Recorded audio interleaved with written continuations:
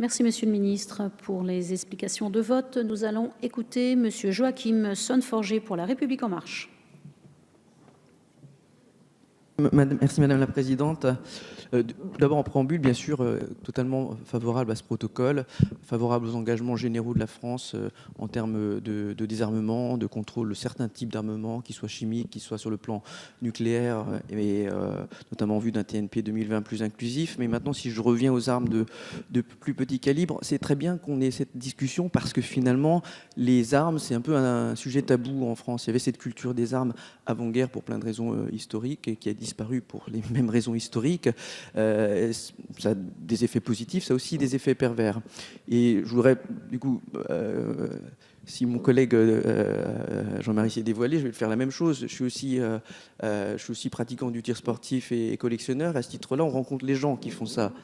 Et quand on rencontre les gens qui font ça, on rencontre aussi d'autres choses. On se rencontre de gens qui le font par nécessité, nos forces de l'ordre, parce qu'ils ont un quota de tir possible dans le cadre de leur travail qui est ridicule. Je veux dire, on fait la même chose, nous, en une semaine, par rapport à leur quota de tir annuel. Donc, ils sont obligés, par leurs propres moyens, de s'armer, de s'entraîner. Ça, c'est une question quand même qu'il faudra se poser.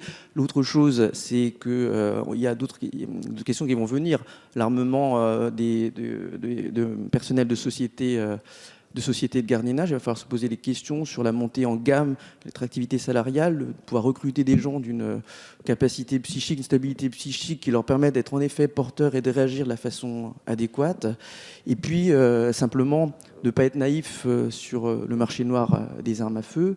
Parce que, évidemment, le citoyen lambda, honnête comme nous deux, on se plie, on fait tout, on demande nos autorisations, on fait les tirs qu'il faut, on fait nos cartes européennes d'armes à feu, etc. Mais par contre, il y a un vrai marché noir qui existe, qui est très présent. En Suisse, on a une liberté plus grande, par exemple, de possession des armes. Maintenant, l'Europe veut imposer certaines nouvelles réglementations qui auront certainement, à mon avis, un effet plus pervers, c'est de favoriser le marché noir, contrairement à ce qui semble être le cas. Alors la culture des armes est différente dans tous les pays, je finis là-dessus. C'est pas la même chose si on a des Suisses armés, si on a des Américains armés ou des Français armés.